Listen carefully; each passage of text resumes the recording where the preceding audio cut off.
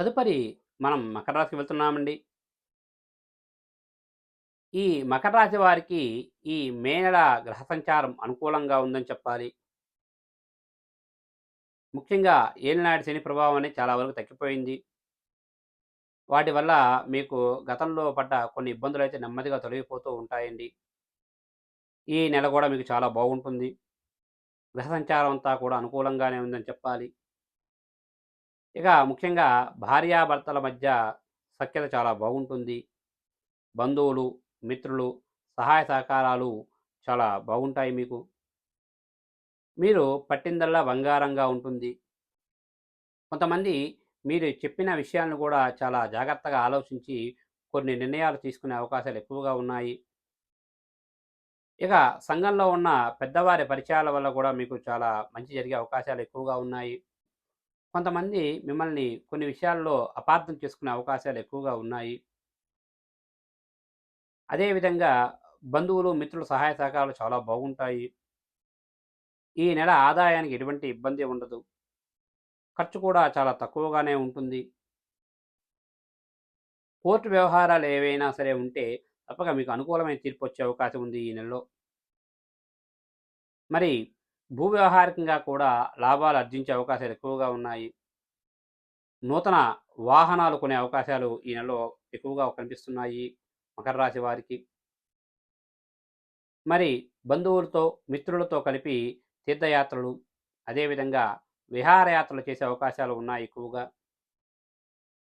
సోదర వర్గం వారితో కొంచెం విభేదాలనేవి కొంచెం మీకు ఎక్కువగా కనిపిస్తున్నాయి ఈ నెల కాబట్టి, కొంచెం సోదర వర్గం వారితో అంటే సోదరుడు అంటే అన్న గాని, అదేవిధంగా తమ్ముడు గాని, వాళ్ళతో కొంచెం గొడవలయ్యే అవకాశాలు ఎక్కువగా ఉన్నాయి కాబట్టి, కొంచెం మాట్లాడేటప్పుడు కొంచెం జాగ్రత్త తీసుకుంటే చాలా మంచిది.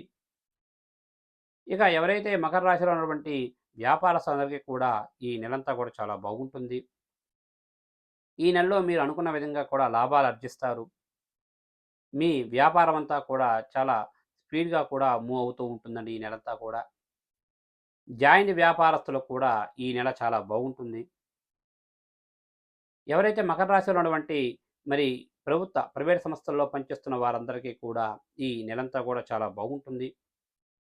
మీ పై స్థాయి అధికారులు ఇచ్చినటువంటి కొన్ని పనులు తొందరగా పూర్తి చేసుకుంటారు. వారిచ్చిన పనులు పూర్తి చేయడం వల్ల మరి వారిచే మందన పొందడం జరుగుతుంది.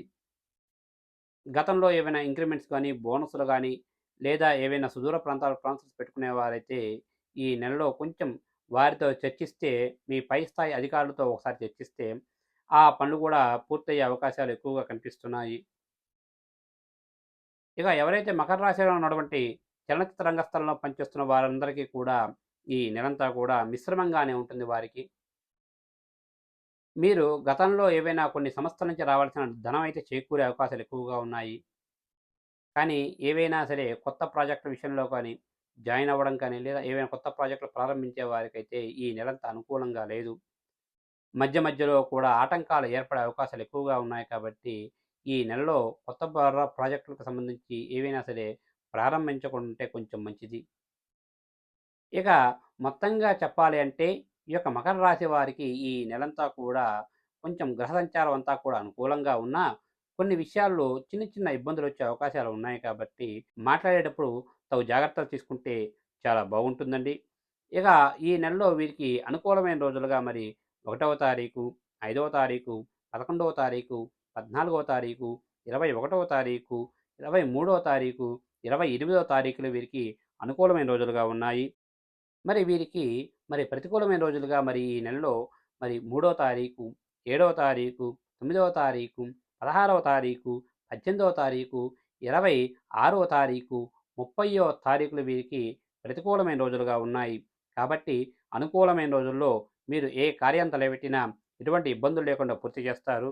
ఏవైనా ప్రతికూలమైన రోజుల్లో ఏవైనా కార్యం తలపెడితే కొన్ని ఇబ్బందులొచ్చే అవకాశాలు ఉన్నాయి కాబట్టి తప్పక గురువు గారిని గాని లేదా మీ ఇంటి పురోహితుని గాని సంప్రదించి దానికి సంబంధించిన తగు పూజలు చేసుకుంటే మీకు అంతా మంచి జరుగుతుంది. శుభస్య శీఘ్రం.